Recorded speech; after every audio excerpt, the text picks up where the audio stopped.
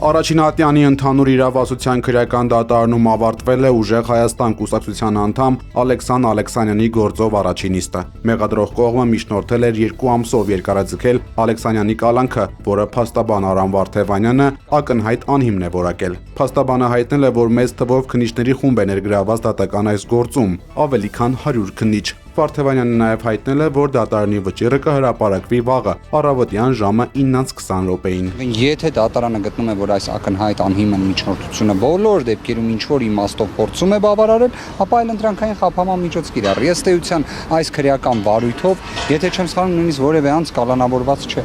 Ինտենսիվ գործողություններ իրենց պատկերացմամբ կատարվել են, որքանով որ հասկացան քննչական խումբը բաղկացած է ռեկորդային թվից 100-ից ավելի քննիչներից, այս իմաստով արդեն տրամաբանությունը հակառակ է գործում։ Այսինքն քննչական խումբը պետք է անի այնքան գործողություններ, որ կալանքի անհրաժեշտություն չլինի։ Հիմա կամ 100-ից ավել քննչական խումբը ջանասիրություն չի ապահովել, այդ հիմքով պետք է կալանքը մերժվի, կամ ջանասիրությունը ապահովել է, ռիսկերը նվազել են, այդ հիմքով մերժվի։ Եթե գտնում են, որ հիմնավոր կասկածը կա, որը գտնում են, որ ընդհանրապես չկա։ 14-ամյա Վահե Ապիկյանը ոստիկանության բաժանմունքից դուրս գալուց հետո մեր գործընկերներին մանրամասները հայտնել իր փախուստից։ Պատմեք։ Չես վախեցել։ Չէ։ Բա ո՞նց որոշեցի գնաս։ Ուղղակի որոշեցի գնամ մի քիչ մանգամ հետո էլի հետ գամ։ Բա ինը էջ նամակ ես գրել։ Ինչ։ Հա, դե ուղղակի ես ասի որ հանգիսին է, էլի հետ գամ։ Դա գրել ես որ հանգիստ եմ։ Հա։ Բա լավ, ինչ ես մտածել այդտեղ, ասեցին որ քայլել ես, մտածել ես երկար ժամանակ։ Ինչ ես մտածել։ Դե ուղղակի տենց իմ համար գիշերը մնացել եմ։ Տենց մի քանի ժամ քնել եմ, հետո էլի զարթնում։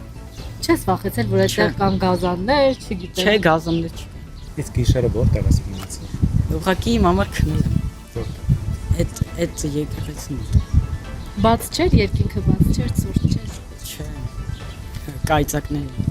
Իսկ կպատմես ոնց նկատեցին քեզ, հա, ով նկատեց։ Այ դե ես առավոտը գետի մոտ էի, մի հատ մարդ տեսավ, եկավ ինձ, ասեց քեզ ման են գալի, ու տենց գնացի։ Ես ուզում էի վաղը գայի։ Որտեղով ես ման եկել։ Այդ մասերը է եկեղեցին։ Ուզում էի անպայման եկեղեցի գնալ ու մոտը Գառնին։ Երևանից ոնց հասար Գառնի։ Դե ուղղակի ChatGPT-ին ասեցի, ինքը ինձ ասեց։ Ոնց գնացի, ավտոբուսով թե ավտոբուսով։ Արբիտրաժ դիմելու մենք հարկ չունենք, որովհետև մենք բոլոր գործիքները ունենք առանց արբիտրաժի այդ հարցը լուծելու։ Գյումրի ախուրիկ երկաթուղու վերակառուցման վերաբերյալ Նիկոլ Փաշինյանի այն պնդմանը, որ երկաթուղին պետական սեփականություն է եւ կառավարությունը վերանորոգում է սեփական գույքը եւ որ ըստ էության հարկ եղած դեպքում մեր երկրի օրենքների եւ լիազորությունների սահմաններում հնարավոր է միակողմանի խզել պայմանագիրը ռուսական երկաթուղիներ ընկերության հետ, արձագանքել է ընկերության գլխավոր տնօրեն Օլեգ Բելեզերովը, նշելով, որ ռուսական կողմը հետևողականորեն եւ լիովին կատարում է Հայաստանում ստանձնած պարտավորությունները եւ մտադիր է պահպանել կոնցեսիոն պայմանագրի պայմանները։ Նա ընդգծել է, որ պայմանների փոփոխության կամ դադարեցման դեպքում ընկերությունը իրավունք ունի ակնկալել իր կատարած ներդրումների վերադարձը։ ԲՀԿ առաջնորդ Գագիկ Ծառուկյանին պատկանող Արարատ ցեմենտ գործարանում հունիսի սկզբին իրավապահների իրականացրած խուզարկությունից 24 օր անց կառավարությունը գործարանում ժամանակավոր կառավարիչ է նշանակել։ Էկոնոմիկայի նախարար Գևորգ Պապայանը Facebook-յան էջում հայտնել է, որ ժամանակավոր կառավարիչ է նշանակվել Դավիթ Գևորգյանը։ Նա Փաշինյանի օգնականն էր 2018 թվականին տարածքային կառավարման եւ ենթակառուցվածքների նախարարությունում փոխնախարար է աշխատել, իսկ 2021-ին Արագածոտնի մարզպետներ։ Սրբազան պայքարի գործով անցնող 9-րդ գումարման ազգային ժողովի պատգամավոր Արթուր Սարգսյանի տնային կալանքը երկարաձգվել է եւս 1 ամսով։ Դատական նիստի ընթացքում Հայաստան խմբակցության պատգամավորը հայտարարել է, որ այս որոշումը արդեն կանխորոշված էր։ Միջնորդությունների քննության ժամանակ Սարգսյանը բարկացած նշել է, որ իմաստ չկա նիստ անելու կամ պաշտպանական կողմի ջանքեր գործադրելու, քանի որ դատարանը արդեն քաղաքական որոշում է կայացրել։ Ես ուզում եմ ասեմ, որ կարծում եմ երկու միջնորդություններ կարիք չկա քննելու, քանի որ անցած դատական նիստին դուք կանխավ որոշում եք կայացրել, որ ես պետք է մնամ կալանքի մեջ։ Առանց լսելով մեղադրյալների միջնորդությունը, կարող է մեղադրյալները գիշերը մի հատ բարի երազ էին տեսել, որը սպասելիքի գային եւ ասեին Արտուր Սարգսյան եկեք տան վարչական։ Բայց դուք անցած դատական նիստին կանխավ որոշել եք եւ հայտարարել եք, որ Արտուր Սարգսյանը մնալու է տնային կալանքի մեջ։ Հիմա ես ուզում եմ հասկանալ, եթե դուք արդեն կանխավ որոշել եք, որ ես մի տարի ասում եմ, այս տերի որոշումները կանխավ որոշում է, շնորհակալություն ձեզ իմ 1 տարվա ասածը հիմնավորեցիք, հիմա այս միջնորդությունների իմաստը որն է, որ մենք այստեղ թատրոնի դերասան ենք, դուք որոշել եք պետք է մնալ միանգամից կալակը տվեք վերջացնենք գնանք։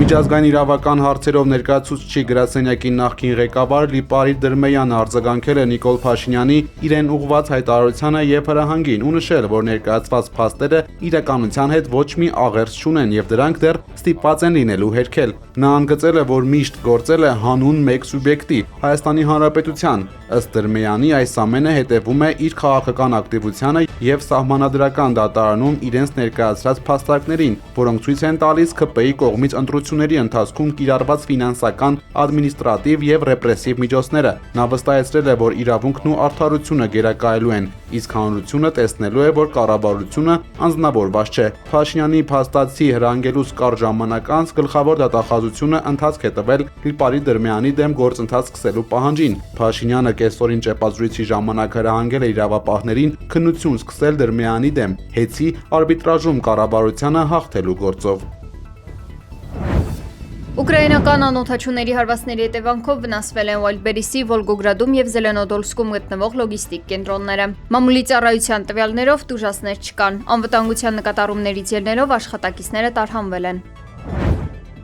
Սուտ են Ռուսաստանում հնարավոր նոր մոբիլիզացիայի մասին լուրերը։ Դրանք թշնամու կողմից տարածվող ստահոդ լուրեր եւ նախընտրական սադրանքներ են, հայտարարել է Դմիտրի Մեդվեդևը։ Նա ընդգծել է, որ մոբիլիզացիայի որևէ անհրաժեշտություն չկա, քանի որ միայն այս տարվա առաջին 6 ամսվա ընթացքում 200,000 քաղաքացի է պաշտպանության նախարարության հետ պայմանագիր կնքել։ Անօդաչու համակարգերի զորքերում ծառայության էլ անցել է մոտ 40,000 զինծառայող, որը ամբողջությամբ բավարարում է անձնակազմի գծով զինված ուժերի կարիքները։ Իրանի բանակը հայտարարել է Քուվեյթում տեղակայված ԱՄՆ-ի ռազմական օբյեկտների վրա հարձակման մասին։ Հարձակման է ենթարկվել նաև Բահրեյնի Շեյխ Իսա ավիաբազան։ Թիրախ են դարձել էլեկտրաէներգիայի գեներատորները, նավիգացիոն համակարգը եւ վարչական ու օժանդակ շենքերը, որոնք օգտագործում են ԱՄՆ զինվորականներ։